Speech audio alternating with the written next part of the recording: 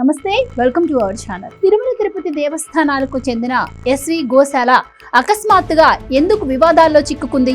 గత కొద్ది రోజులుగా వైసీపీ చేస్తున్న రాజకీయ విమర్శలు, దానికి తిరుమల తిరుపతి దేవస్థానం ఇస్తున్న వివరణలు చూస్తుంటే ఈ ప్రశ్న తలెత్తక మానదు. హిందూ ధర్మ పరిరక్షకుడు వైఎస్ జగన్ అంటూ వైసీపీ తన సోషల్ మీడియాలో అకస్మాత్తుగా ప్రచారం ప్రారంభించింది. ఆ తర్వాత 2 రోజులకు ఒక సంచలనాత్మక విషయం వెల్లడి కాబోతున్నట్లు వైసీపీ సోషల్ మీడియా తన అధికారిక హ్యాండిల్స్ లో ప్రచారం చేసింది. ఆ తర్వాత టీటీడీ మాజీ అధ్యక్షుడు భూమన కరుణాకర్ రెడ్డి టీటీడీ ఎస్వి గోశాలలో ఒకేసారి 100 ఆవులు చనిపోయాయని మీడియా సమావేశంలో వెల్లడించడంతో ఆ వివాదం ఆరంభమైంది. భూమన ఆరోపణలను టీటీడీ చైర్మన్ బిఆర్ నాయుడు తీవ్రంగా ఖండించారు. అలాంటిదేం లేదని, అవాస్తవాలు ప్రచారం చేస్తున్నారని భూమనపై విరుచుకుపడ్డారు. అసలు భూమన ఈ విషయం ఎందుకు చెప్పాడు బయటకు? ఈ విషయంపై బిఆర్ నాయుడు వివరిస్తూ, సస్పెండ్ అయిన మాజీ గోశాల అధికారి హరినాథ్ రెడ్డి ఇచ్చిన తప్పుడు సమాచారాన్ని భూమన కరుణాకర్ రెడ్డి ప్రచారం చేస్తున్నారని అన్నారు. అసలు హరినాథ్ రెడ్డి అన్నింటికీ తెగించి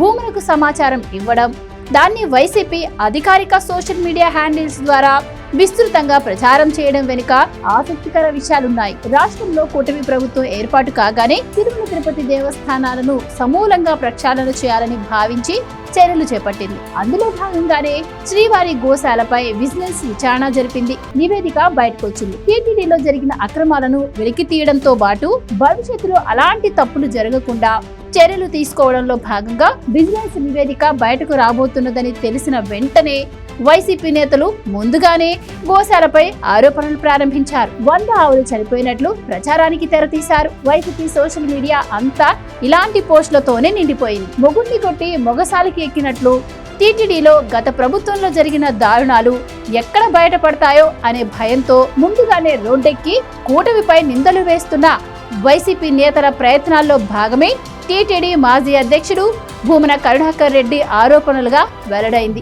వైసీపీ ప్రభుత్వ హయాంలో టీటీడీ గో సంరక్షణశాలలో జరిగిన ఘోరాలు అన్ని ఇన్ని కావు. చనిపోయిన ఆవులు, దూళ్లను నిర్దాక్షిణ్యంగా చెత్తబుట్టలో పారేశారని కూడా విజిలెన్స్ నివేదికతో బయటకొచ్చింది. చాలా చోట్ల గోవులు లేకుండానే దాణా కొనుగోలు అంటూ భారీ ఎత్తున అవినీతి కూడా చేసినట్లు విజిలెన్స్ అధికారులు కనుగొన్నారు. ఇక గోవులకు నాసిరకం దాణా, కాలం చెల్లిన మందులు ఇచ్చి నోరు లేని మూగజీవాల ప్రాణాలను తీసుకున్నారు. గోవులు మరణించిన ఆ లెక్కలు బయటకు రాకుండా తొక్కిపెట్టారు. ఈ అరాచకాలకు అప్పటి గోశాల డైరెక్టర్ హరినాథ్ రెడ్డినే బాధ్యుడు అనే విషయాలు కూడా విజిలెన్స్ విచారణలో వెల్లడయ్యాయి. తన అక్రమాలు బయటపడతాయన్న ఉద్దేశంతో విజిలెన్స్ అధికారులను గోశాలలోకి రాకుండా హరినాథ్ రెడ్డి ఇష్టానుసారంగా వ్యవహరించాడు. వైసీపీ ప్రభుత్వ హయాంలో ఏప్రిల్ 2022, జనవరి 2023 మధ్యన తిరుపతిలోని ఎస్వి గోశాలలో 27, పలమనేరు గోశాలలో 26, కలమయ్య గారిపల్లి గోశాలలో 7,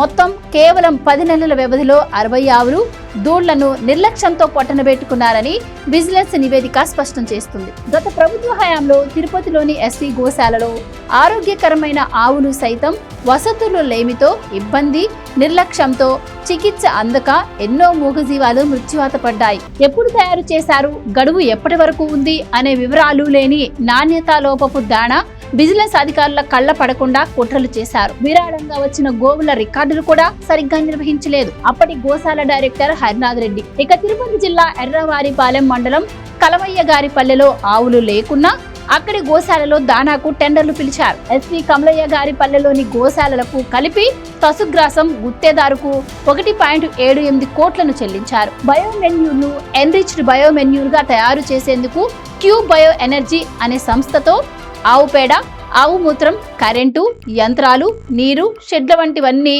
ఉచితంగా ఇచ్చి కూడా టన్నుకు 7,500 చొప్పున చెల్లించారు. విస్తుగొలిపే విజిలెన్స్ నివేదికలో ఇంకా ఏముందో తెలిస్తే మనం ఆశ్చర్యపోక మానదు. 2021 జూలై 22న విజిలెన్స్ నివేదిక ప్రకారం టీటీడీకి 78 కోట్ల నష్టం వాటిల్లింది. 2023 ఏప్రిల్ 6న ఆవులకు నాచు పట్టిన నీరు, కుళ్ళిన దానా ఇచ్చినట్టు విజిలెన్స్ ధృవీకరించింది. 2024 ఏప్రిల్ 1న కాలం చెల్లిన ఔషధాల వినియోగం బయటపడింది. నాణ్యత లేని దానా, నిర్లక్ష్య నిర్వహణతో అనేక ఆవులు మరణించగా వాటి సంఖ్యను తక్కువగా చూపారు. 2019-24 మధ్య విజిలెన్స్ తనిఖీల్లో గోశాల అక్రమాలు బట్టబయలైన గత ప్రభుత్వం చర్యలు తీసుకోలేదు. గుడికో గోమాత కార్యక్రమంలో 196 గోవులను ఆలయాలకు ఇచ్చిన వాటి సంరక్షణను పట్టించుకోలేదు. నిమ్మకూరు, నగరి, ఒంటిమిట్టలో టీటీడీ నిర్లక్ష్యంతో ఆవులు, లేగదూడలు చనిపోయాయి. ఎస్వి గోశాలలో అక్రమాలపై విజిలెన్స్ అధికారులను ఫోటోలు తీసుకునివ్వకుండా డైరెక్టర్ హరినాథ్ రెడ్డి అడ్డుకున్నారు.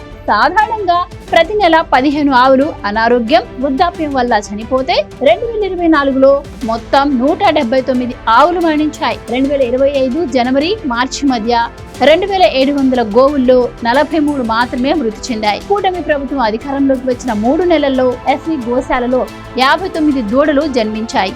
గతంలో తిరుపతి గో సంరక్షణశాలలో రోజుకు 450 లీటర్ల పాల ఉత్పత్తి జరగ్గా ఇప్పుడు అది 762 లీటర్లకు పెరిగింది. Please subscribe to Leo news for more videos.